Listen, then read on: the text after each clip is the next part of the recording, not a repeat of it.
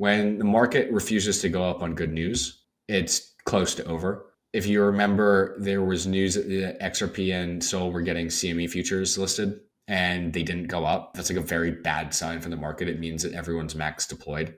And then the other point was after the reserve came out, Bitcoin didn't really go much higher.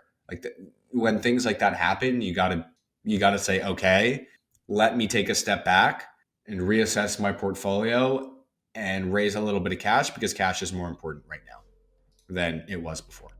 This episode is brought to you by Kraken OTC. Get access to 24/7 trading services for high net worth individuals and institutional clients to execute orders over $100,000.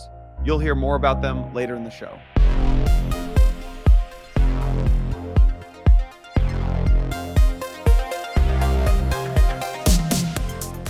All right, guys, welcome back to another 1000X podcast. We are currently in the Situation Room reviewing the Carnage. We have noticed that basically everything seems to have died except for Bitcoin.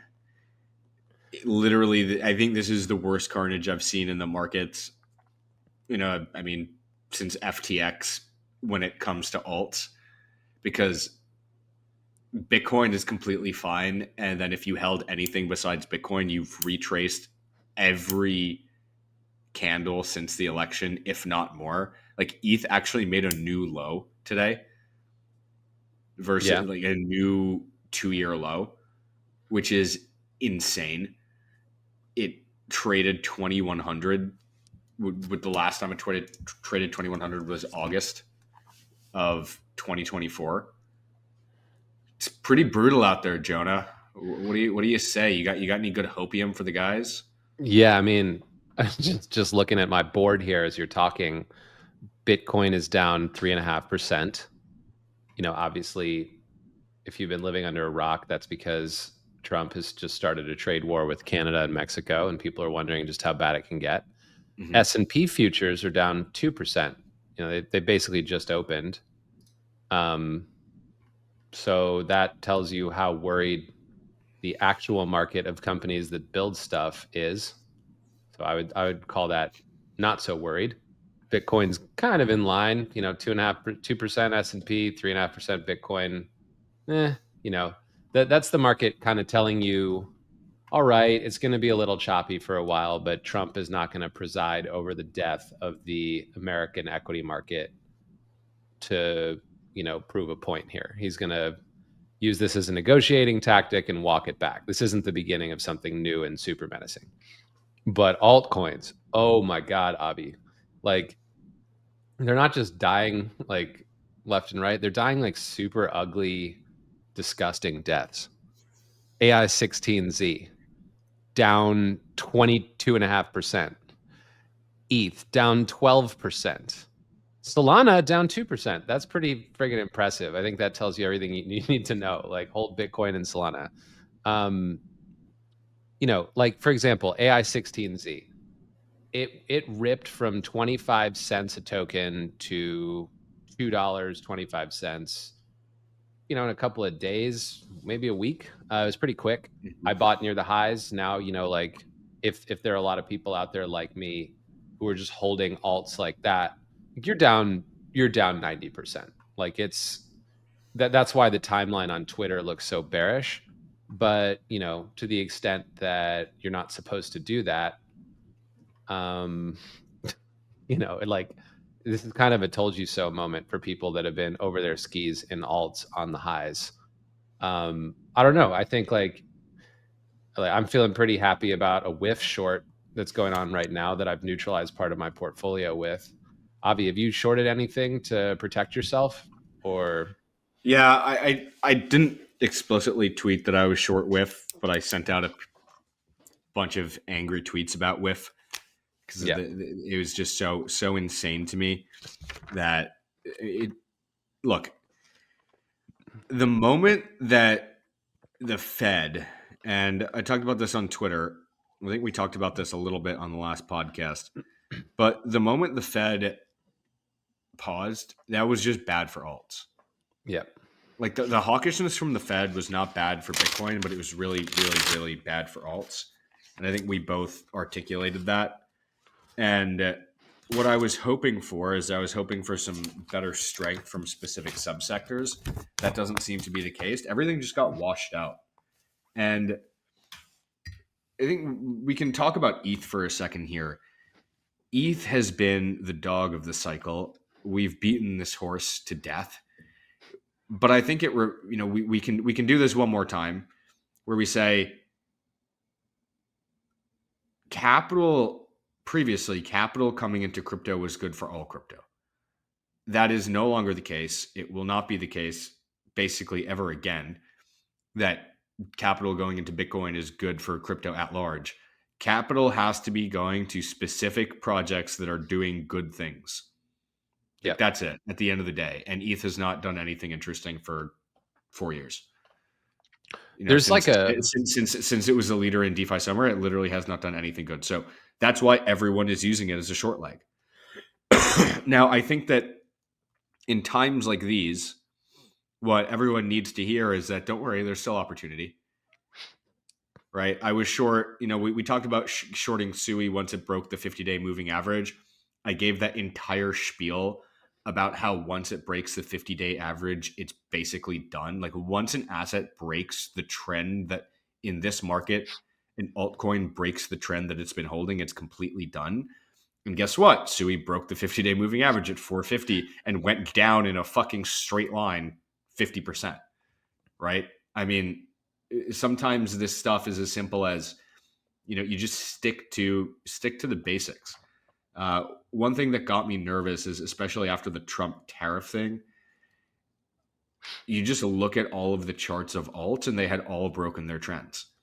And when all charts look like they've broken their trends, like the SUI chart, you get washouts because people just capitulate on everything. And my take is that it's the weekend, it's low liquidity. I sent this in our group chat. I nibbled a little bit on Saturday, but my exact statement was, I think you can nibble a little bit here, but wait for Sunday because Sunday is when the crazy stuff happens. And that I think is true, which is why if you're, hopefully we'll get this recording out ASAP. But I think that this is the bottom. Like I'm like fairly confident that this is at least a short-term bottom. For the record, we're recording this around 11 p.m. Eastern on Sunday night. Yeah, okay. You had a really nice call on SUI and how to short that one. You know what's interesting, Avi? The market is handing traders some layups.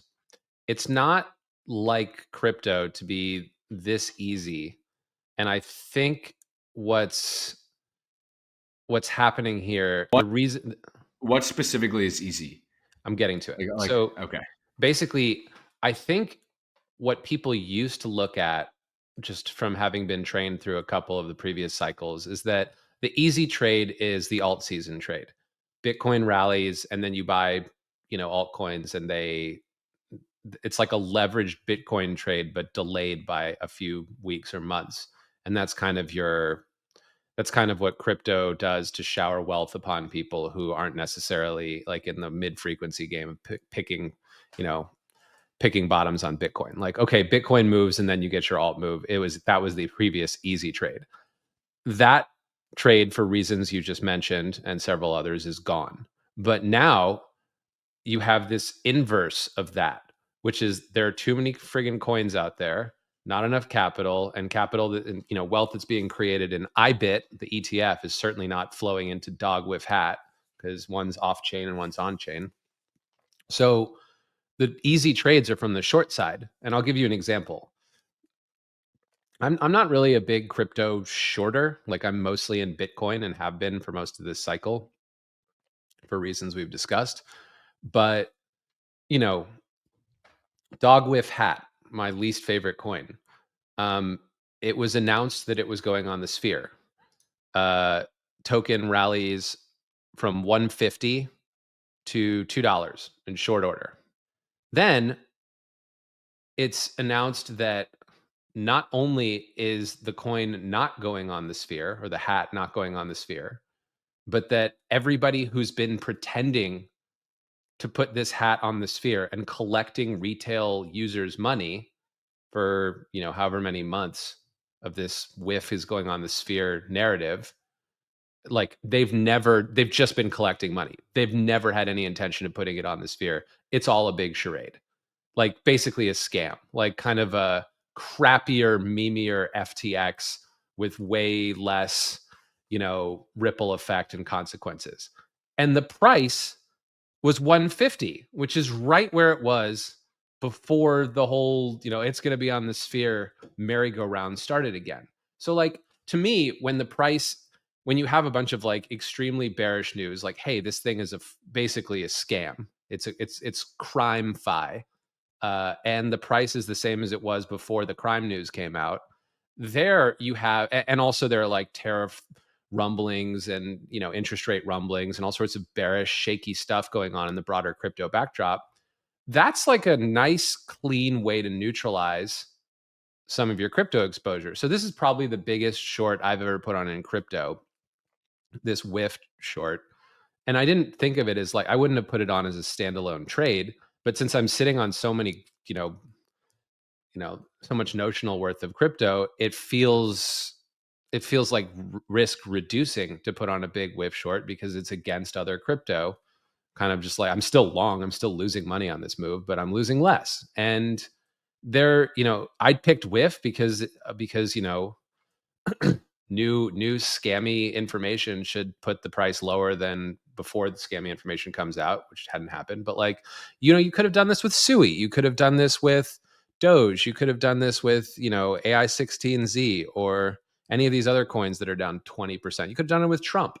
And so I think the new, basically like inverse alt season is the new alt season. Like anytime you're feeling worried about your Bitcoin, just look at some oversupplied coin that shouldn't be trading at a multi-billion-dollar FTV and hasn't gone down enough, and short it. It's literally that simple. I mean, there are plenty of ways to do that now on chain too. If that's where your money is, like you go on the Hyperliquid and do it. What do you think? The branding of inverse alt season is so fucking funny. It's like, that's so good, Jonah. You should tweet that, or if not, I might tweet it. I'm gonna tweet it right now. Because that's so good. I mean, it's true. Literally, inverse alt season is the way to make money now. Yeah, I'm tweeting it. Inverse alt season is the new alt season. Just short stuff.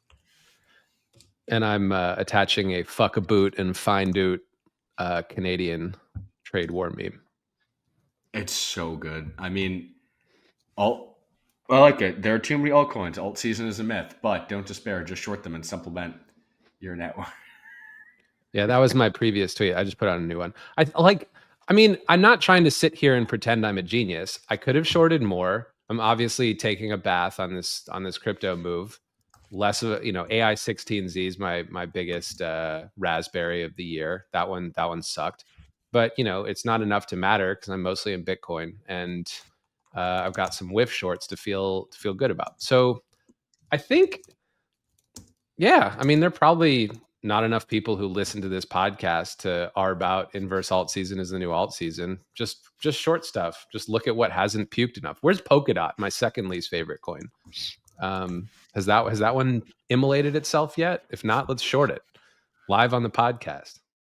This episode is sponsored by Kraken OTC. You can trade over chat or even access Kraken's self-service automated trading feature to receive executable quotes in seconds. With access to Kraken's fully personalized service, you can guarantee a secure trading experience with deep liquidity and competitive execution. To get in touch, click the link in the show notes or head on over to kraken.com/blockworks. Availability of products may vary by jurisdiction. See legal disclosures for each jurisdiction at kraken.com/legal/disclosures. Crypto trading involves risk of loss and is offered to customers through Payward Interactive. Hey everyone, Jason here. There's a reason why Ledger is trusted to secure more than 20% of the world's crypto assets today. Check out their newest devices, the Ledger Stacks and the Ledger Flex, featuring the world's first secure touchscreens. Take your security seriously. Hit the link in the show notes of today's episode to check out their latest devices. Trust me, you won't regret it. Look, here's, in times like this, it's easy to grave dance. But I do want to, point out a little bit of hope for those people out there that there is always opportunities. And one of the biggest opportunities that I still personally see is that a lot of the coins that are getting ETFs still got nuked really hard. Like XRP got nuked ridiculously hard. LTC is below 100. Sol is way off of its highs. If you really want to, I genuinely believe that buying those alts against ETH is still a great trade. And this is actually giving entries because for some reason they all went down more than ETH. I assume because there was a lot of pre-positioning in those coins. All of that positioning has just been liquidated and wiped out. This is a great time to go back in and put on those pair trades that do have real catalysts. I mean, the ETF catalysts are the last remaining real catalysts in this market outside of Bitcoin catalysts. Like, would you put them on as pair trades? Because like with Bitcoin basically it's the same trading the pair as just trading the coin versus the dollar, almost. Like, would you buy these alts versus, like, would you buy Sol BTC or would you just buy Sol USD? I would buy Sol USD. It's a matter of your risk tolerance. Like, I wouldn't short them. I wouldn't buy them against BTC. I would buy them against ETH because I just think that's a better risk adjusted play. Yeah, smart. It's a better expression of alpha. Yeah. In my personal opinion, like, do I feel comfortable holding Litecoin? Just holding Litecoin? Not really, because I think it's not the best asset in the world, but do I feel good holding it against an ETH short? Yeah. I feel better about, I can hold BTC long-term because I think that there are a lot of really good catalysts for it. I do think that they're also very good catalysts for agents. Yep. And just general AI coins. And so I'm comfortable accumulating some of those at these levels. Like, I think Virtuals here is actually a pretty good buy. Screaming buy. Just like hold on, not touch. But yeah, like for something like a XRP ETF, no, I'm kind of just, yeah. That's smart. So basically, there's kind of no reason to hold that outright. Personally, you're kind of looking to buy. Mm-hmm. If it's a little bit out the risk curve and speculative, you're looking to buy it versus ETH. But if it's something Battleship like Solana, you would buy it outright. Speaking of Battleship, like, this is a great time to test your conviction. If something's down 80% and you were thinking of buying it, but you haven't yet, and you're hesitating now, it makes you wonder how convicted you were. I think the only thing to buy, like you said earlier on the podcast, is projects with an actual roadmap that are going to ship something great. And tellingly, the only things that are up versus the dollar right now on my board are Hyperliquid and Fartcoin. So two opposite ends of the spectrum. You have your favorite meme and your favorite DEX. So yeah, I think I might finally, whenever I cover my whiff short, try to buy some Hyperliquid. I think that's. I think you should probably be covering your whiff short now. Yeah. I mean, this is a great, like, this is where you shove. This is where you buy.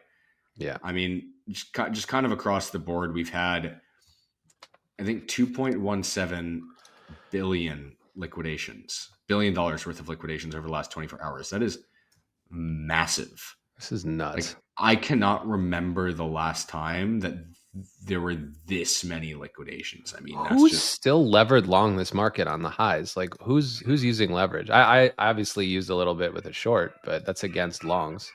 Who's outright long with leverage? I don't know. We advise against that on the 1000X pod. I mean, a lot of people, man. Like, this is the whole market. It's a casino. What do you mean? Who's long with leverage? Not me, that's for sure. Maybe But maybe I'm the idiot though. but the thing about whiff is, I mean, whiff is over. Whiff is done. Whiff is like whiff is zero now. Like So why whiff is should I going cover it then? Why should I cover it? Why should you? because I think it's important to remember that when even if something is worth a zero, if something goes down 70% in 3 days, or let's see, And I when haven't was got it. it? It's down like 40%. Okay, but it's down 70% in the last 2 weeks.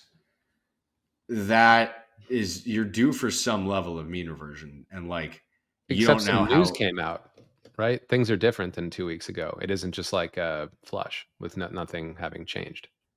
The news There's also beta to the markets, right?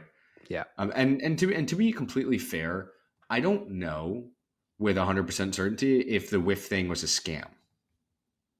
Like, it's entirely possible and actually probable that the guys running whiff are just dumb, and that they genuinely believed that they would get on the sphere, and they genuinely thought that they would be able to figure out how to do it.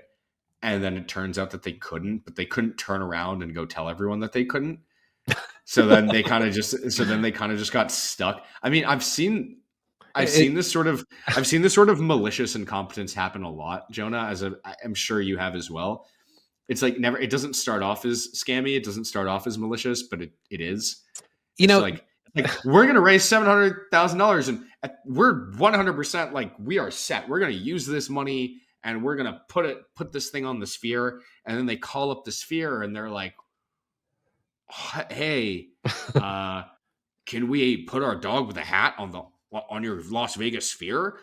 And then the guys are like, "Who the fuck are you? How did you get this number? Please hang up." Yeah. And then they hang up.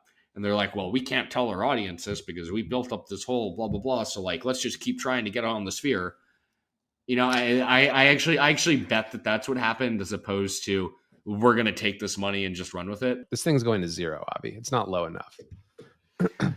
Yeah, it's down 25% today. Like I've never been in the business of holding on to a short if it goes down 25% in a day. I think that's like a general rule of mine, is if something goes down 20% in a day, I'm taking off.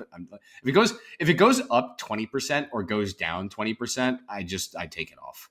Yeah. Like in one day, it's like, you know, it's just not how time to cover the short. And yeah, it's just not how I personally trade. I think it's time to move on. I just dude, looking at this ETH chart is disgusting to me. I mean, the thing reverted everything after Trump. Everything. Ugh, gross. It just I don't think we can say this enough. The people buying, alt season doesn't exist anymore because the people buying Bitcoin don't rotate it into alts because they're not gamblers and they don't seek higher rewards. The people that drove Bitcoin up to $109,000 are in large part ETF buyers, people buying on Fidelity, people buying in brokerage, institutional guys. These are not guys that are rotating capital into your hat coins to send them higher. And quality matters. That's why Hype is $22. Yeah. And it's up today. That's why Hype didn't collapse in on itself, because there's genuine real value there. That's also why close with. That's also why Solana is only down 3% today. Yeah. Right. I think the trade is to close your shorts and get long Hyperliquid here. If you're not already too that's a trade. Hyper. And maybe buy some SOL, buy some XRP, buy some LTC, buy some things that will have positive flows going their way. One coin that has been outperforming that nobody talks about, by the way, is Monero, which is fascinating to me. It's a privacy coin, right? From Monero, yeah. It's the biggest privacy coin. It's doing extremely well. Clearly, there's a demand for privacy. I mean, it is like the narrative of it is Bitcoin but untraceable. It is pretty, that's a pretty good narrative for a heavy Bitcoin denominated market. It has held up. extremely well. Now the issue is you can't trade it in a pair because it kind of just grinds up. And so like it outperforms to the downside and to the upside. So you have to weather a ton of vol on whatever short leg you have because, ETH often will outpump it to the upside and then you're going to get all freaked out. But, it's probably, the more that I'm thinking about Monero, the more that I realize it's probably worthwhile to have in your portfolio because, privacy combined with like a truly private currency. I mean, that's as Bitcoin gets adopted and so many people, hold it in ETFs and whatnot. And as it becomes more trackable, there is this old idea that Bitcoin was a Swiss bank in your pocket. Yeah, That's no longer true, but Monero is. Monero is literally a Swiss bank in your pocket. I mean, that's a really interesting take. I mean, allow me to humbly challenge your thesis here. So the FDV of Monero is 3.7 billion. Mm-hmm. The FDV of Zcash is 500 million. So 1/7 the size. Zcash is down 26% today. Monero is down 11%, but I agree with you. It's definitely outperforming, and it's been performing all year. What is it about Monero that's better than Monero's actually used? I mean, this is kind of an old argument. There's also there's like a conspiracy theory that actually more Zcash was minted than we know of. Oh, wow. And that's why it performs so poorly. Because there's actually a lot more of the supply than we think. Because the initial ritual, what do they call it? The the ritual to create a seed and then burn it to like fully encrypt it, that was compromised. And I don't subscribe to conspiracy theories, but it kind of makes sense when you consider just how poorly Zcash performs consistently. It's like, where does all of this selling come from? Like, why is it literally impossible for this thing to go up? Like, it just doesn't go up. That was my question. I was going to be like, why would you pick Monero over Zcash? But perhaps because Monero goes up and Monero is used. Yeah. Like the bottom line is that people use Monero. I guess if we're entering a world, so this sort of transitions nicely into a conversation we should be having about two things. First of all, when's the market going to turn in the short term? Because it definitely will turn. Trump's not going to like stubbornly ride this to zero. This being risk assets. And the second question is like long term. Like the fact that this happened changes the world a little bit. And what does that mean for crypto? One implication could be that in a world of trade wars and increasing barriers to global trade, like maybe privacy coins like Monero are more relevant, which is long-term very bullish for a smaller cap asset like Monero. And kind of where I'm going with that is let's focus on the long term for a second. A trade war is bearish risk assets and bearish crypto in the short run because it just means that prices are higher for people. There's more economic turmoil. Companies, their profit margins thin because they can't pass on all of the increased tariff costs to consumers, et cetera, right? Like all the reasons that are getting priced in right now. But longer term, like if you erect barriers to trade and you're Donald Trump and you're in charge of the United States, whose currency is the US dollar, which is the preeminent global reserve currency of the day, and you decide to start waging trade wars against people, that weakens the long-term viability of the dollar. That makes it less exciting for Canada and Mexico to trade bilaterally with the United States, and instead makes it more exciting, ever so slightly, for them to trade bilaterally with each other, not in dollars, right? Because obviously the dollar is being weaponized a little bit here. So in order for Canada and Mexico to trade with each other bilaterally, in the example that I just mentioned, they could do it with US dollars, and then the Fed and Mr. Trump would have access to pretty much any kind of punishment they want to lay down on those two countries for doing what they're doing. Or Or they could just pick another currency. They're not going to pick the peso because Canadians don't have a lot of use for pesos. Mexicans don't have a lot of use for loonies, which are getting, both of those currencies are nuking, by the way. The Canadian dollar is having a day like one of these AI coins. It's puking right now. Ultimately, you need an alternative reserve currency that's kind of like independent.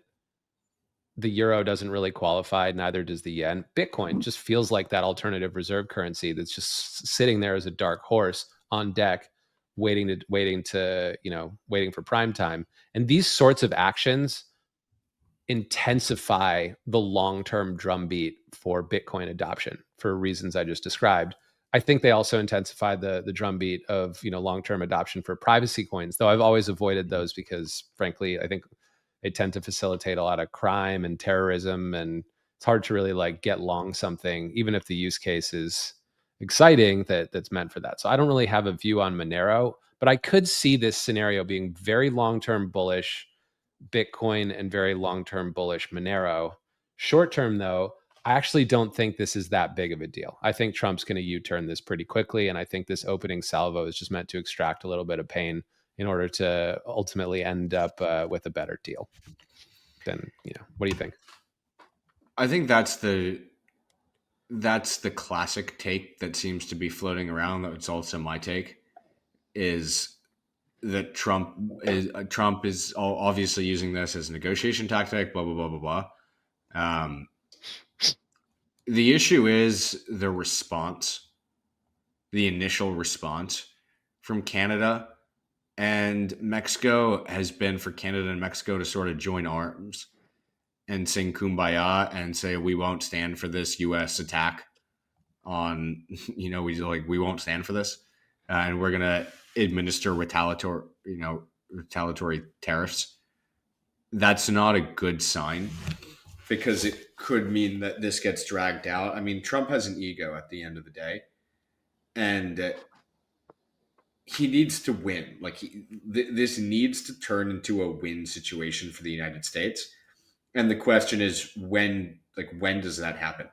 I think it's very clear that it's way worse. Like tariffs are way, way, way worse for the country that has a higher percentage of their trade allocated to, whatever country is administering the tariffs. I mean, Canada exports basically everything to the United States. It is way, way, way, way worse for Canada to have the U.S. put tariffs on Canadian goods and for Canada to put tariffs on the U.S. It's just that's obviously true. But it seems like there's some appetite from politicians in Canada to subject their population to this. And what you don't want is these tariffs to go up and be in place for 3 months before the Canadian citizenry revolts. I mean, what forces these politicians to back down?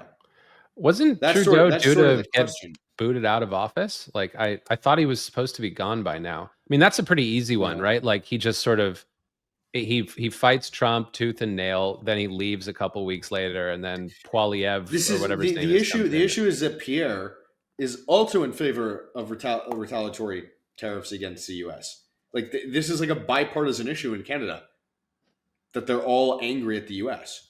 Yeah, I'm left scratching my head too. How about this? Let me bring in an analogy from the oil market. So during the Trump 1.0 administration, he was fighting against a similarly, let's call it stubborn regime, the Ayatollah Khomeini in Iran. He wanted to starve them of cash. He exited the JCPOA unilaterally at a time when oil prices were threatening to rip into triple digits because supply was maxed out everywhere. And so by taking Iran offline, the price was starting to get pretty dangerous for Trump after exiting that deal. So basically he did a similar thing. He was like, fuck Iran. We're going to sanction the crap out of these people. We're going to exit the deal we have with them, the nuclear deal. Maximum pressure, maximum pain. Then oil prices did something that was bad for Trump, right? The worst thing that can happen to you as a United States president is an energy crisis, like what happened under Biden. Then Libya went out. My favorite warlord, Ibrahim Jathran, started fighting Khalifa Haftar, and Libya lost like 1 million barrels a day of production. Then oil went ballistic. And Trump was between a rock and a hard place. He wanted, on the one hand, he wanted to sanction Iran and, stop out their regime. On the other hand, he didn't want to get basically riots on his watch in the United States and get voted out of office because he caused an energy crisis. So he did a backdoor deal and waived the sanctions for a little while to let Iran continue to export. He acted like the waivers were, because the waivers were fairly public. Like he did it quietly, but it was still public enough that people were like, wow, Trump's backing down. So he didn't waiver the full amount that was sanctioned. He waived some of it. And then he did another thing, which was just let the rest of it out into Chinese bonded storage without telling anybody. And you wouldn't have known that unless you were in the oil market, which I was at the time, like in the physical oil market. Basically, Iran was selling oil to China. Well, basically storing oil in China in Iranian oil tanks on Chinese soil. And then it was just disappearing from those tanks into God knows where, when, people in the oil industry knew that China was taking oil out of the Iranian oil tanks that happened to be in China and using it in their refineries at a discounted price. So basically it was like this super backdoor way for Iran to sell oil. And Trump did that until the price of oil crashed back down to. So what you're saying is that he might potentially look for backdoor ways out of this fiasco that he has caused for himself. Yes. I mean, so like, just to finish the thought very quickly, sorry for rambling. I bet what happens is he does, I bet he blueprints that. I bet he does like a partial walk back that makes him still look tough. And then if there's real trouble, like a super, super under the table thing that most people don't know about, to get the rest of the way back to square one. Here's a question. Can you articulate exactly why Trump imposed tariffs on Canada? Like, can you articulate what he is trying to accomplish? No, but I haven't been paying close enough attention. Something fentanyl, something. They're not securing the border well enough. We asked, JD Vance put it nicely. He said, there's a lot of fentanyl coming in from Mexico and Canada. We asked them to stop it. They didn't. And now we're on to the, instead of just asking, we're playing tough phase. Yeah, this is about border security and fentanyl. Yeah. And so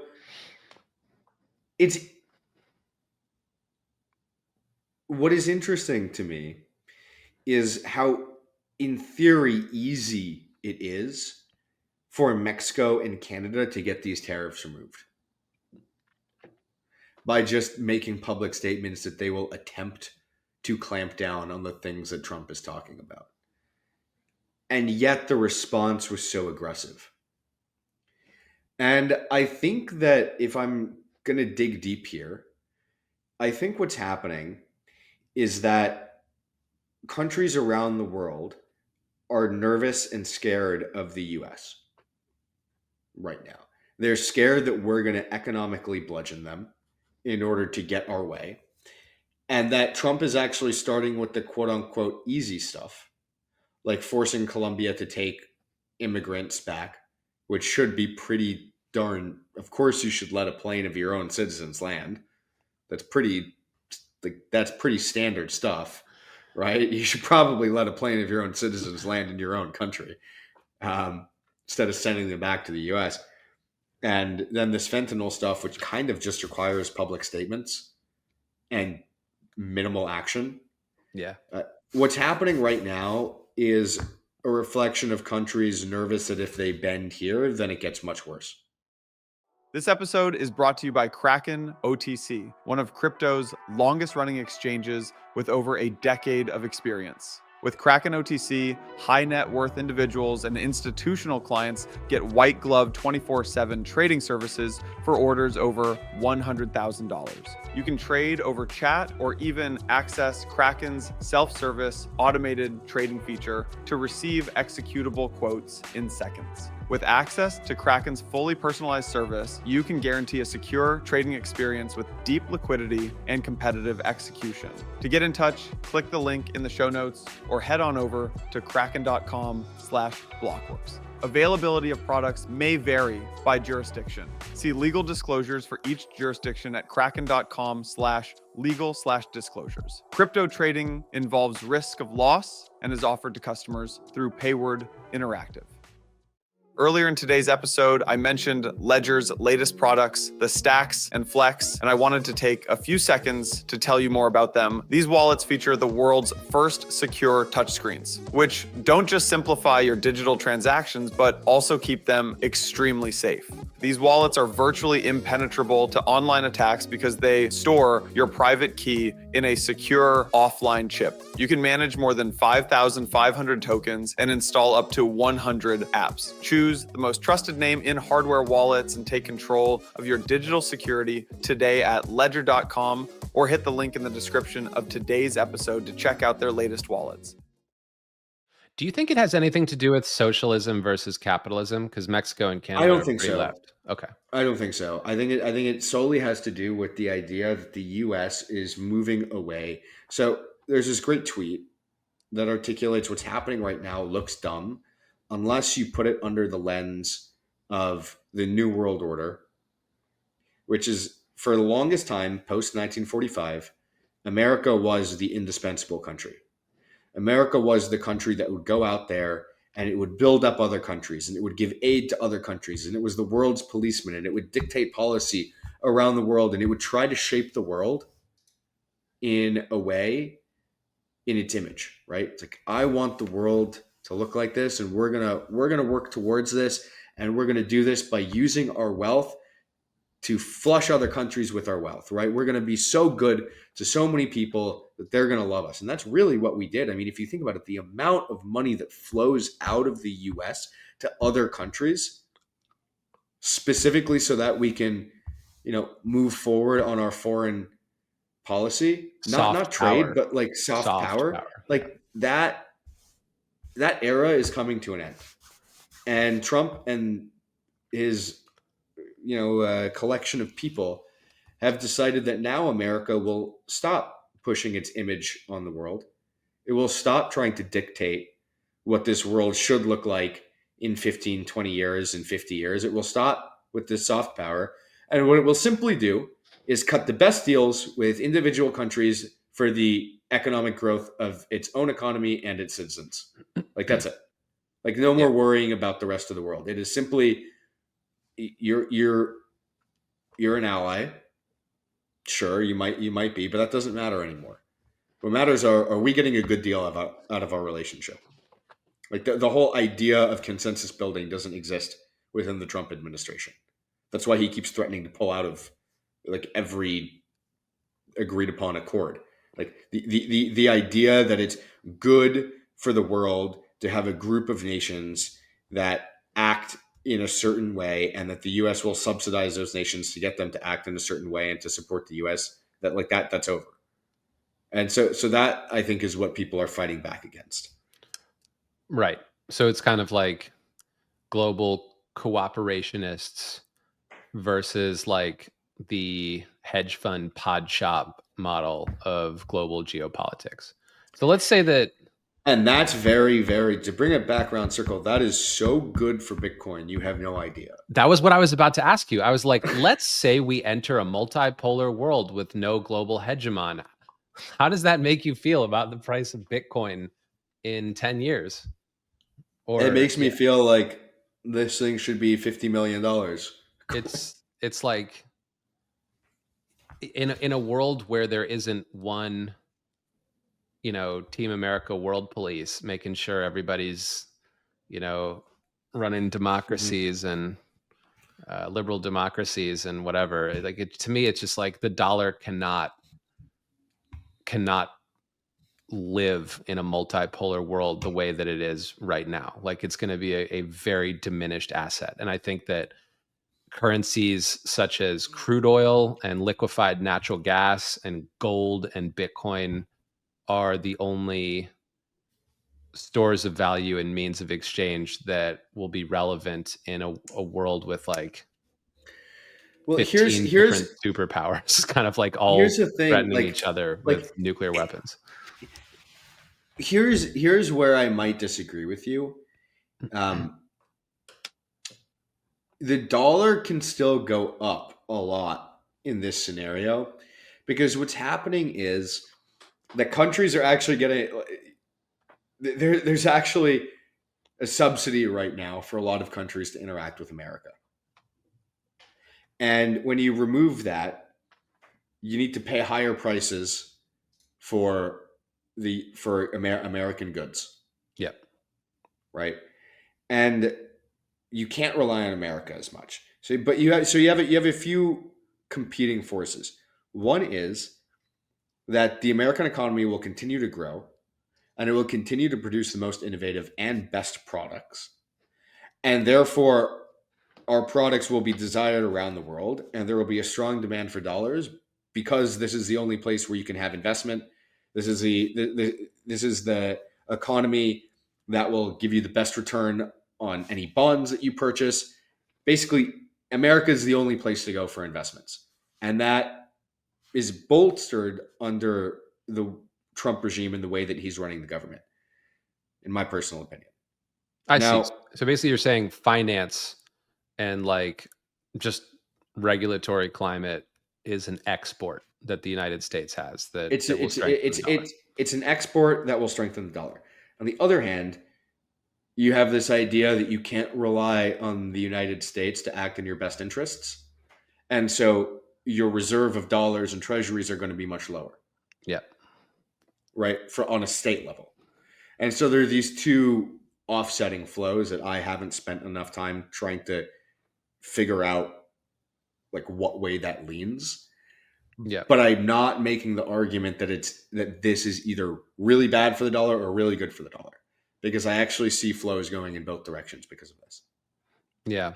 I don't have a view on the dollar. Now for Bitcoin specifically, this is extremely good because you need a non-governmental currency that is effectively apolitical in a multipolar world. Because you can't rely on a basket of your closest allies' currencies. You have to rely on gold or Bitcoin, right? If you want reserves, I mean, you can't have U.S. Treasuries as reserves in this world anymore. So one day you might wake up and they're not an ally anymore. Yeah. Sorry. Right? You thought those were your dollars. They're actually my dollars. Fuck you. Exactly. Yeah, I agree. So this is all that's all very, very, very good for Bitcoin. Thinking about this, people always try to get around tariffs. If economic warfare increases, you maybe that is a big boon for both Bitcoin and Monero, because payment, you're going to need payments that exist outside the system to evade tariffs. Yeah. Like that's got to be a pretty big draw. I also wonder if you're going to have a premium on like virgin Bitcoin that's been mined like directly from the miner, as opposed to Bitcoin that's been in circulation. Because let's say that you buy Bitcoin. Let's say that I'm a sanctioned entity or an entity that the United States doesn't like, and I want to buy something that the United States would prefer I not buy, and I want to buy it with Bitcoin. If I go on like Coinbase and KYC myself and buy a bunch of Bitcoin and then send that Bitcoin to the seller of whatever I want to buy, send it to Venezuela and buy a cargo of crude oil, that's pretty traceable. Meanwhile, if I wire fiat to a Chinese Bitcoin miner and receive virgin Bitcoin in exchange for that, and then I send that Bitcoin off to Venezuela and buy my cargo of crude oil, that could take, that's harder to trace, right? Like that's just not, basically, if you buy Bitcoin direct from a miner and spend it, you could do it with a fresh wallet that's harder to, that's not traceable, and your gateway is some random offshore miner instead of instead of like basically a heavily regulated entity where every transaction is monitored. So I wonder if you're going to see a premium on like people buying Bitcoin directly from miners for the purposes of spending it on things like that. That's just tinfoil hat stuff. But to me, it seems like it's a way to make Bitcoin a privacy coin. I don't know if there's enough liquidity for Monero. Maybe an ecosystem could develop, but yeah, to me, yeah, I'm calling it now. My favorite trades are Bitcoin, Monero, XRP, LTC, and Sol. I'm calling it now. Short ETH to zero. The fuck? Why XRP? Because of the ETF, Jonah. Yeah, fair enough. I'm telling you, it did just dive like 30%. And I might have to pick up some Doge as well. You know, one thing I will say is that through all of this absolute like horrific shit that's been going on in the market, it's been doing real well. Tell me, Avi. 1000x. I love it. Should we? It's actually like it's putting out some pretty freaking amazing content.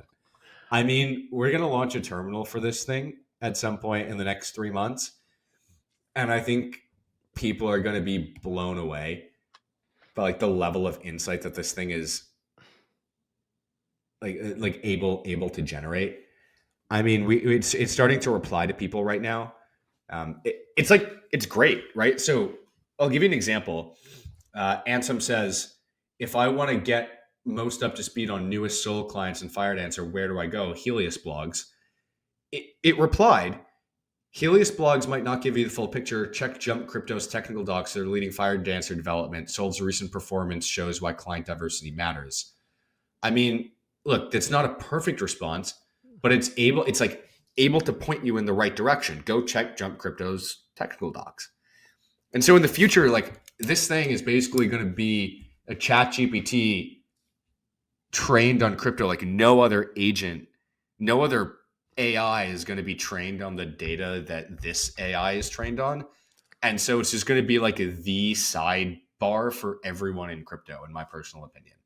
That's an awesome vision for this project. And at the speed that we're shipping, I think we can get there. Like, I wouldn't be pumping this if I didn't use it myself, because I think that would come off as dishonest. But I literally I have notifications on for this bot. If I'm not paying attention to my trading view all day because I'm out and about, it kind of keeps me up to date. Like I'm pretty aware of what's happening throughout the day because of what this thing is posting. And the best part about it is that it sounds just like you and me, it's literally the way you do it is you build a character file, and the character file has like message examples and lore and like biographical information. And so that, we created from our podcast transcripts, and I haven't updated it for the last couple podcasts, but up until 2 podcasts ago, I was like putting in fresh examples and lore and bio stuff from every single transcript. So I guess we're gonna have to automate that too. There's this mountain of work, but this is a fun project. I think a terminal is kind of I used a Bloomberg terminal for almost 20 years. I don't have one anymore.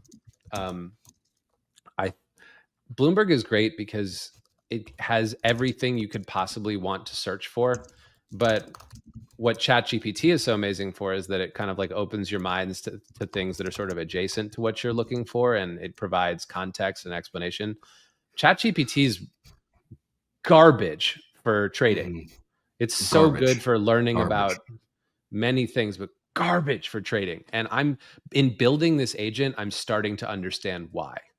Because piecing trading together is like, it combines so much real-time and not real-time context. Like we're literally updating a dictionary's worth of stuff on the back end to teach the bot like why certain features of the market are bullish or bearish, Bitcoin, ETH, etc., and how to interpret that. And then it comes back and processes all of its information through that dictionary. It's super interesting. Doing it is basically making me a better trader. And then the output makes me more alert and miss less. So I like it. You're on mute. So it's honestly great, and it's already useful for me. Yeah, glad to hear you're using it too. Of course, I'm using it. I mean, it's a great product. I mean, you know, and in the future, people will be able to upload their own data and ask it for its interpretation of that data, and it will be able to do so effectively by using the frameworks that it's already generated. It's pretty cool stuff. Like I'm very happy with how things have been going. Me too. I think obviously like AI agents in general have been absolutely destroyed. Have you looked at the Cerebro chart recently? Yeah, it's almost at zero. Does this mean that we're building during the bear, Avi? Does this mean that we're chewing glass? Like all those analogies? It's insane. It was it went to a $750 million market cap, and now it's a $46 million market cap. Like, that is insane. There are a lot of projects that will go to zero. There are also a lot of projects that are probably really phenomenal buys. All of the froth has just been washed out of the AI market. I mean, where's the AI XBT right here? I love that one. Let's see. It is down a substantial amount. Woo. Yeah. That is down only. Oh my God. And what I'll say, just last point here before I think we wrap it for the day, is that this has been very painful. I think you needed to be very quick on your feet in order to avoid the worst of this, because a lot of this came, I mean, kind of on the heels of tariffs. But what I will say is that it's two very high hit rate things. When the market refuses to go up on good news, it's close to over. If you remember, there was news that the XRP and SOL were getting CME futures listed, and they didn't go up. That was very bad. That's like a very bad sign for the market. It means that everyone's max deployed. Like people aren't able to speculate anymore because they're max deployed and they're just holding on to what they already have. There's no cash on the sidelines to speculate. And then the other point was, after the reserve came out, Bitcoin didn't really go much higher. Like when things like that happen, you gotta say, okay, let me take a step back and reassess my portfolio and raise a little bit of cash, because cash is more important right now than it was before. So that's what I'll leave you with. Right now, I think is a really freaking good time to buy. Yep. Like buy the good stuff, right? I think it's a really phenomenal time. I agree with you. One thing I would add to that very well articulated statement is, if something's trading at price X and then a bunch of terrible news comes out in a bear market and it's still trading at price X, the market's handing you a gift. You can get short, especially if there are too many coins out there, and inverse alt season is the new alt season. So look out for death knells, for the toll of the bell for a project here or there. And if the price hasn't nuked yet, it's probably because people aren't paying attention. You are going to get windows of opportunity to short stuff here before it really breaks down. Yeah, nothing we say is financial advice. We don't, obviously do that. Please do your own research and don't take anything that we've said on this pod as a recommendation. Avi, it is great talking to you. It is always a pleasure. Thank you, Jonah. This is it's nice to be dialed in on a Sunday night with markets moving a lot. Feels like we're in the good again. At least we're getting some volatility here. Even if we've lost money, or even if you've lost money, like at least the market is moving. It's exciting. It's exciting and fun. You can't be too upset when you get this. Yeah. Just because it gives you something to do. Anyway, Jonah, it's a pleasure. Likewise.